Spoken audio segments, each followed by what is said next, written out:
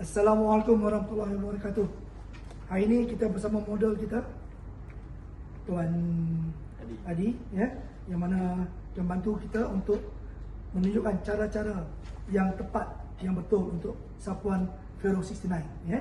So tanpa mendengar masa, saya akan tunjuk kepada anda cara pemakaian atau sapuan yang tepat untuk penggunaan krim Vero 69 ya.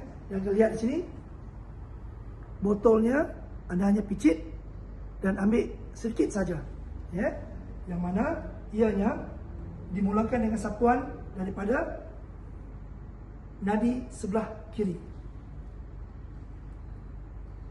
Okey. Dan yang kedua adalah kita akan sapuan di kelenjar hormon kita. Start dari sini, naik ke atas ya, dan lingkaran ke belakang telinga ke depan. Okey. Kenapa kita lakukan sapuan ini adalah ketiga-tiga poin ini adalah poin kesihatan anda yang akan menjaga jantung, hati dan paru-paru anda. Okey. Anda perlu lakukan ini. Dan poin yang ketiga adalah di belakang leher. Bermula daripada tulang naik ke atas. Okey, ini poin ketiga.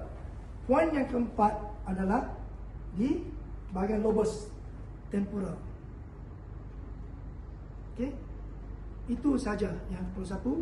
Dan untuk sapuan asas tambahan jika anda ingin melakukan adalah anda boleh sapu daripada tulang sulbi naik ke atas sampai ke belakang leher anda.